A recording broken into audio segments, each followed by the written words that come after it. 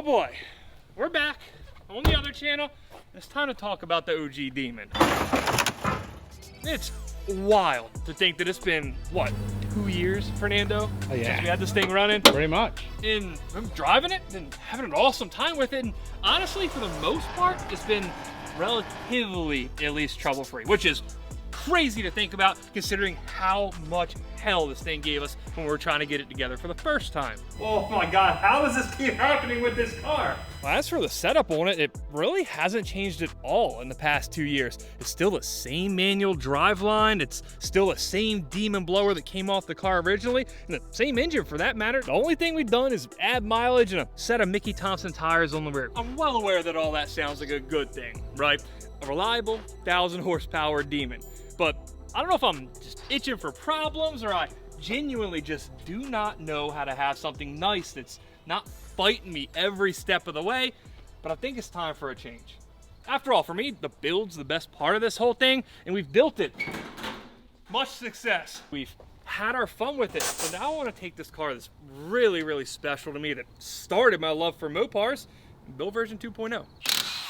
Now, as for what version 2.0 looks like on this thing, I don't know yet. I have some ideas, but we're gonna figure it out together. But before we do that, I wanna take a look and see what 2 years of really just pure abuse looks like on this thing. There's a plug in the tire. Is it a plug? Yeah. See, Ooh. That's when you know it's time to change up a car. When you put a plug in the tire and you forgot about it. It's been that long. I mean, the tire's still looking good. Do you remember how these things hooked? We can call that actually hooked. No, how they Yeah. did not hook, rather. Yeah, exactly. I was so hard up on getting those Demon logo tires when we first got this thing, and it was kind of a bad idea, honestly. They're very cool. It's cool to make it original, but they were so old and dry. We gotta talk about that. Can you show me your hood latch, buddy? So there is one thing I kind of slacked on with this car. We never went back and put a working hood latch release in it, so there's just a cable under here somewhere. Wow. Yeah, we probably should have done something about that. Look at it like this. It was theft deterrent, right? It's true. Whew. Man. So, one thing I want to get your guys' opinion on. When I first got this blower together, and Kong asked me what we wanted it powder coated, I said gloss black. This was a mistake, right? Big mistake. This looks bad. Yes. Yeah. It does not look good under this hood. Especially with a trashy engine bay like this, it just blends in, right? Nah, not good. Not good at all. Well, like, to be fair, black blower, unpainted black hood, charred black chassis. Kind of all fits the bill. That's crazy. This does feel like it's been on here a long time, right? Like when clamps are actually stuck. Usually cars are apart more than this here. I'm scared to see what's in this sketch can. Hopefully not broken hopes and dreams. No. This car was built on broken hopes and dreams. I ain't worried about that. That's fine. That's a fair point, actually.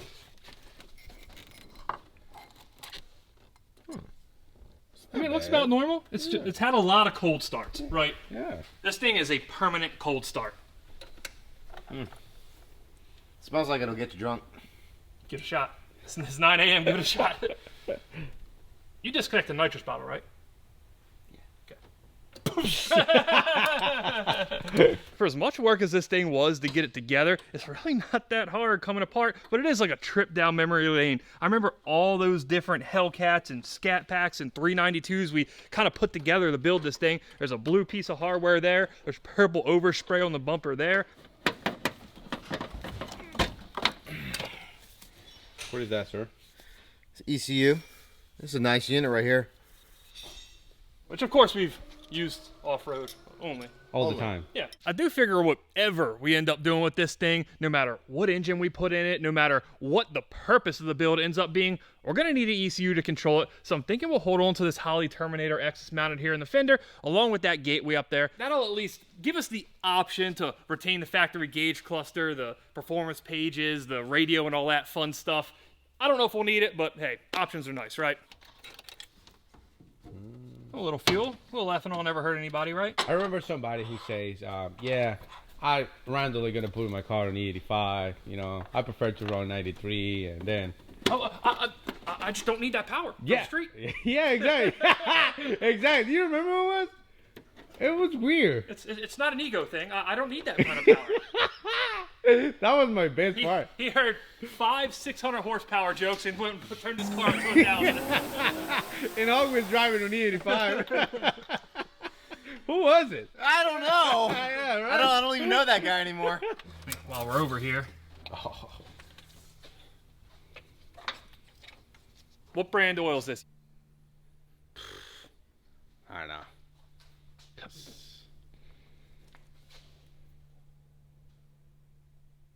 Modal. Yeah, exactly. Modal. Motul. Modal. The modal still smells fresh in this though, which is kind of surprising. It has been over a year for sure, maybe like a year and a half since we changed the oil in this thing. Granted, it hasn't seen the mileage needed to change it. It's maybe got 500 miles on it in the past year. But you think just by age, maybe it looked a little worse. The age, the ethanol. 500 very hard miles. Yeah, to be fair. That's true. We've been burning all the ethanol out of the oil. I can't reach it. Dun, dun, dun. That's the feeling going on inside my head right now because we're about to drain the oil. And you remember what happened though? Well, not the last time. We've drained it since then for sure. But do you remember what happened, Fernando, that one time we drained the oil in this? Who the hell tightened that? Oh boy, let's go. Let's go. Ooh, that's not bad at all. At all. I'm very impressed by this. Very happy about it. Which is a good omen, I guess is the best way to put it, because we might have a plan for this engine too. We'll talk about that in a little bit. Now, I bet the bottom of the pan and the inside it looks like his oil pan. We have the technology to see that. Well, you know what? Why not? We're going to borescope this thing anyway. I want to get a look inside this engine. Why not start with the oil pan? What? No, that looks Dude, that's clean. clean. Wow. I actually don't understand that. I thought it was going to be, you know, a little milky, a little gummy at the bottom from all that ethanol. Tim had way lower expectations of it. Significantly lower. Man, the new merch looks awesome. Yeah, pretty cool, right? Yes. You know what's just as cool? Getting tacos delivered to the track with the sponsor of today's video, Uber Eats.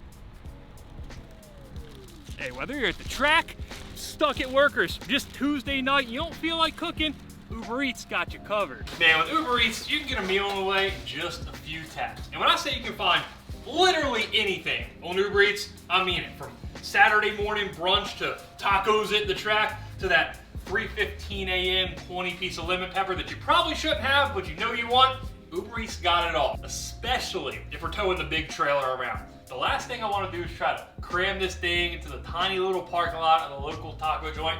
That has never once turned out well for me.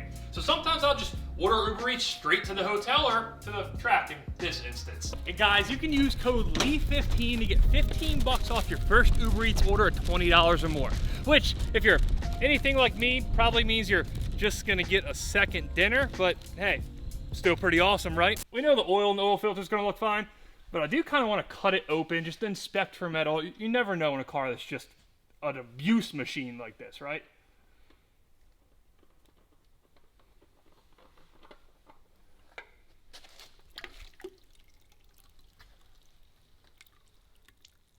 Y'all ever double gasket an oil filter? Because I have, and this is how it happens. Gasket stayed on there. Wow. And then you slam another filter on it that already has a gasket on it. Bad news. It is a mistake you'll definitely only make once, though, so that's the good news there. I've done that once. We have all done it once. I did it once on a customer's car. I do suspect that any of us that worked in a shop or a dealership like I did for a brief period of time, we all got that story, right? We all did some stupid shit. You know what? Load up the comments. I want to hear it.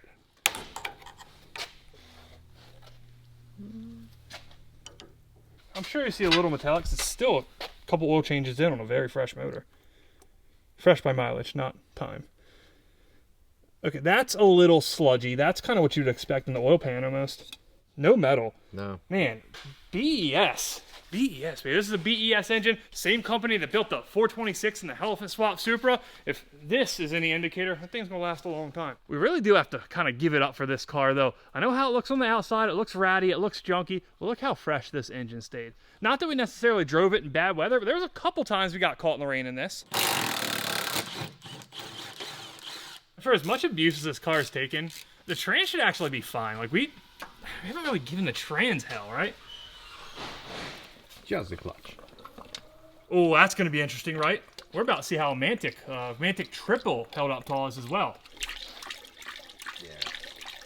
no way this is gonna be clean. Heat exchanger system. I'm gonna get out of the line of fire here. That wasn't too bad. It doesn't look rusty. Yeah, it looks great. No, because we put coolant in this for winterization before we decided to, you know, pull the frickin' drivetrain out of it. This probably isn't gonna be clean either. Really messy. Saw that one coming from a mile away. Whoa! You just did it the underside.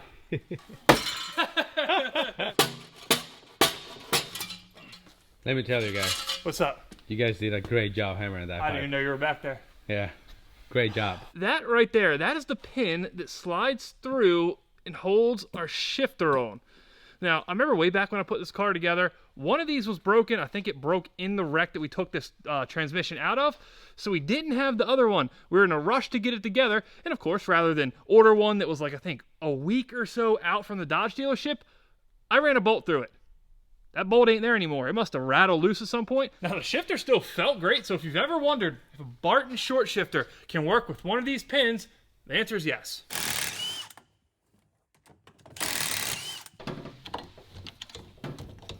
This there. Whew. That's a lot better shape than the last one that came out of this.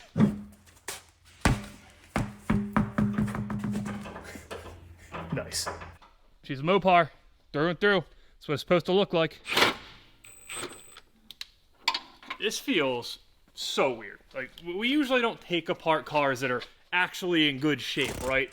But if you think about it, I mean, this car is kind of different than all the rest of the builds too, right? Take like the Demon truck, the Hellcat Supra. Those were all built for a purpose with a very specific engine. This one was just kind of built because I thought it was cool. Now, this car, I am never selling it. There we go. So anyway, being in this car is a lifetime keeper and it will never go anywhere. I feel like it's the one that also has to take on just different forms, right? We got to turn this car into something new every couple years. I don't know if it's to satisfy my, you know, wrenching itch. That is never going to stop. But I want to keep this one fresh. I always want to love the car like I've loved it in the past. So I think this is going to be how it is on this. And 3 years from now, we'll probably be having another video doing this same exact thing.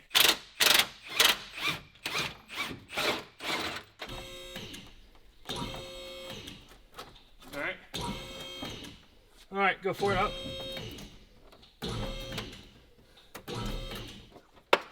Whoa! God. Look, I hear that bumper actually muscle's cracking. heavy, man. Muscle's heavy. Yeah, I don't know about that.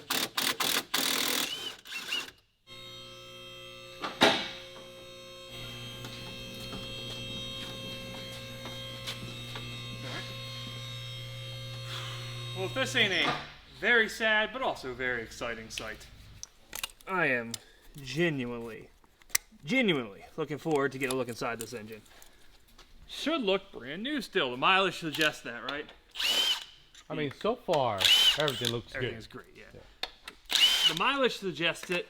The usage doesn't necessarily, but, you know. So this technically has 500 miles. Yeah, just past break-in. Yeah. I mean, we broke it in. Spark plug gap, -5. The plugs look good. Nice and rusty. You can definitely see some moisture had been on the plugs. Ooh. Not carbony. Ooh. You know what? I pride myself in not having carbon all over my engine. I obviously was not driving this hard enough. Better. Ooh. Dude, everything looks good, man. Check that out. Oh, it's got, I didn't know, that's cool. I didn't know that the pistons were BES logoed. You see that under there? That's cool. That's cool. That looks excellent. Engine basically should have looked like that, right? No mileage, fresh build. It should look new. The blower, on the other hand, this, I know it doesn't look like it right now, but this is the same blower that was in the burnt up Demon. So not only has this blower been involved in a very heavy fire, though again, it was cleared by calling, they inspected it when they poured it and whatnot, but it's now been spun really fast with a smaller pulley. The last Demon / Red Eye 2.7 liter blower that we spun really fast off the Demon truck before we stuck a 2650 on it.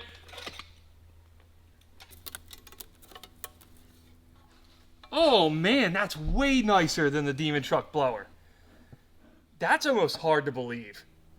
Wow. That's beautiful. Wow. This has lived a much harder life than the Demon Truck blower ever did, and it's in way nicer condition. Kind of shocked. Yeah, I am truly and utterly blown away. Wow. Left this gasket behind. As much as it, I guess, kind of pains me to say this, the Demon 170 is objectively a better driving car, and it's unfortunately not even close. A little more.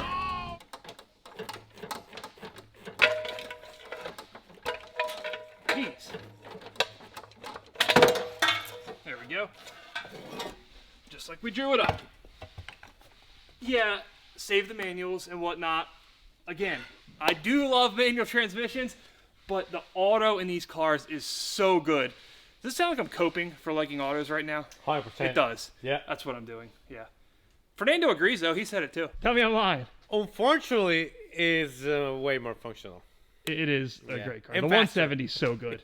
The whole point here is it takes some of, if not, honestly, all of the sting out of not having this thing sitting around ready to drive, to have fun on the street with, knowing that the Demon 170 was sitting right next to it, and we can go have fun in that. Does it look as cool? No. There's a part here that should have took the abuse. It's probably this, right? Like, we were not easy with the amount of burnouts, with the amount of just sliding this car, with the amount of high RPM shifts. Basically, if this car was running, it was at redline. First disc. Ooh, I mean, that looks good. Sometimes these like puck-style clutches tend to just look real harsh after you've been running them. They'll kind of chip away at the plates and stuff. I've seen that. I mean, they all look basically the same, right? They're all in great shape at this point. So that means if you want a manual Hellcat, you want to go with the best of the best. Mantic, baby. Exactly. Mantic. Now, as good as Mantic is, I think this is also a testament to just multi-disc clutches versus single disc. If we were running this power through a single disc clutch, no shot. It would look terrible. I mean, we got like little heat marks on this innermost flywheel surface, but again, just overall, considering what we did with this thing, couldn't be happier. Now, if there is one thing that could have got a little, gunked up from sitting with 85 in it, and just in general never having 93 octane in it, it's probably our fuel injectors. And for these, we're not really going to be able to see. We're going to have to send them out, have them cleaned, send them up to the boys at Cleveland Injector Hospital, get these things ready to use in something else. 85. 85 goop.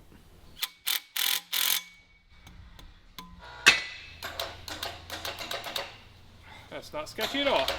Feels just as sketchy as before.